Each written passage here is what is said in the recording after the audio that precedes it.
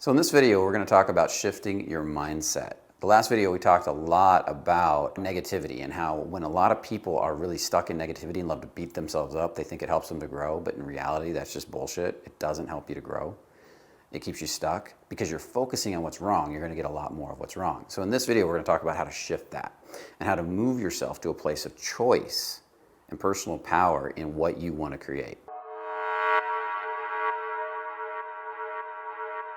So first you got to look at the energies at play here. If you want to go out and meet women, you want to get good at approaching women, talking to women, and you're doing it every night as a sense of like, I have to do this. I want to get to where I want to be, but I really don't want to do the actions. I'm doing them because I have to.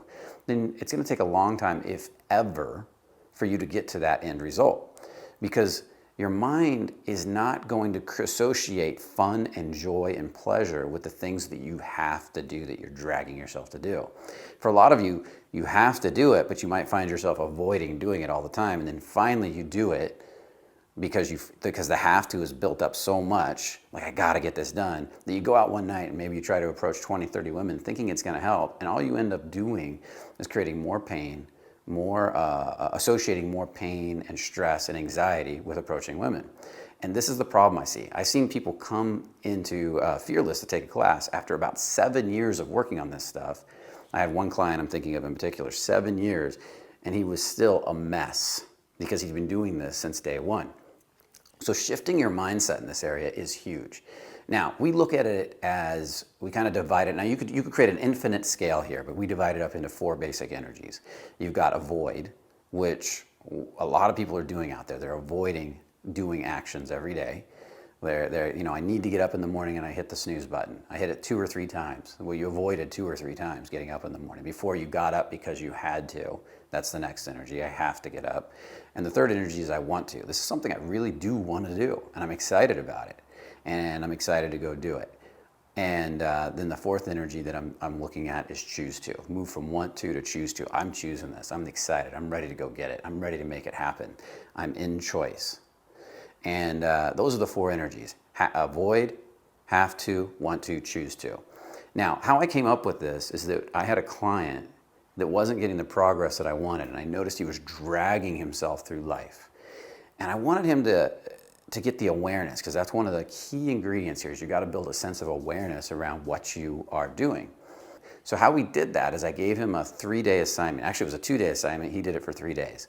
And the assignment's a little tedious, but it really wakes you up to what your energies are in this area. And the assignment is simple. For about every half hour throughout the day for 2 days, he would journal down all the tension that came up in his life, from the littlest amount of tension to the biggest amount that he could remember that affected him in that hour.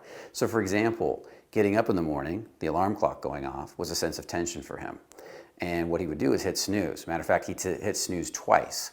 So in that first half hour of the morning, he would write down alarm clock twice, and then he'd write avoid next to it. Usually I just put an A, because he avoided the alarm clock. Then the third time it went off, he got up because he had to, HT.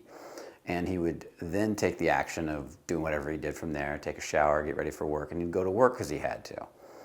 And then at work he would do whatever he did. But at the end of the day, every half hour or so around there, he would notice how much tension came up and how he dealt with that tension. Did he avoid it? Did he do it because he had to? Was there a sense of, I want to do this? Or was there a sense of, I'm choosing this. This is something that I know how to do. I'm ready to do it. I'm excited to do it.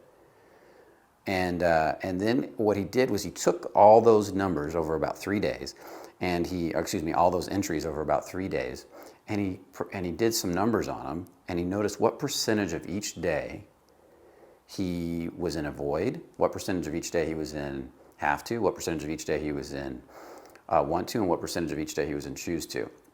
And what he noticed after 3 days was that 70% of his day was avoid, and that 20% was have to, and only 10% was in the choice and want to category.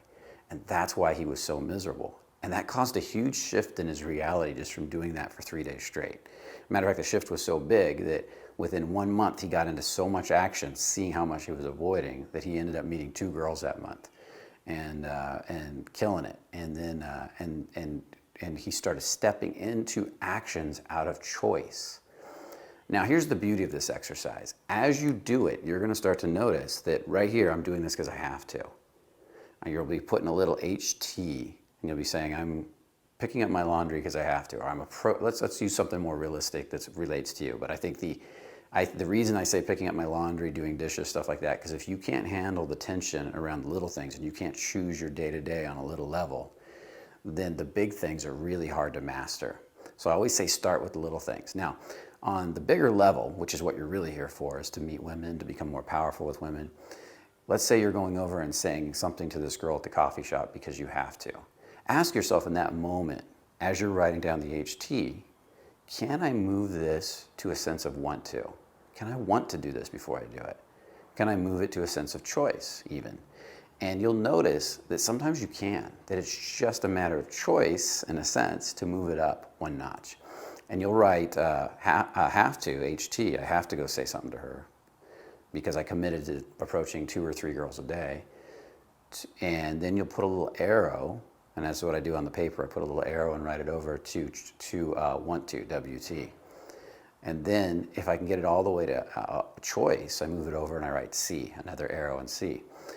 And what this does is it allows me to start shifting my mind and start delineating between where in my life I'm avoiding, where in my life I'm doing this because I have to, where in my life I'm doing this because I want to, and choice, and being able to switch and move up the scale a little bit. So you're going to start to find that the more you bring yourself up on the scale into want to and choice, that the happier you are going to become. That you're going to start to enjoy life more and more. That if you're down in avoid and have to, that's where life is really miserable. And as you come up, really, particularly into choice, that's where life becomes powerful. That's where you are choosing the tension you're stepping into on a daily basis. You're starting to enjoy that tension. You're having fun with that tension. You're being in flow with that tension. And when you start doing that, start to notice how much your life is changing. Because that's where the results come from. When you start to get into choice, you're going to start to notice, particularly with women and approaching and meeting and flirting, you're going to start to notice how much more fun it is to meet women, how much better you're going to become, how much easier it's going to become, because your body is going to start associating the tension of associating the act of stepping into tension with meeting women with fun. And that action is going to be, in a sense, craved by your body, because your body always tries to move towards what's fun and away from what's painful. And the painful part is in the avoid, in the have to, and even to a degree in the want to. But in choice, that's where your body starts associating with fun, with excitement, with I can't wait to do this. And notice how much your life changes when you do that. I recommend you do this every day for 3 days, and then start doing it a little bit each day after that. Pick an hour a day where you go out and notice if you're in avoid, have to, want to, choose to. In any area of your life you want to grow. It doesn't have to just be with women. And then just start, for that hour, start journaling. Can I move this up a notch? Can I move this up a notch to want to choice? Until it starts going up more and more and more, until it starts to become normal for you to do that. I hope you like this exercise. I really want to hear your comments, and particularly after the 3 days. So after you've completed the 3 days, go ahead and comment in the video again if you commented the first time, or just comment, period, because I really want to hear what you're noticing and how it's changing you, and what you really need more of in this area. And then also make sure to subscribe to the channel if you haven't already.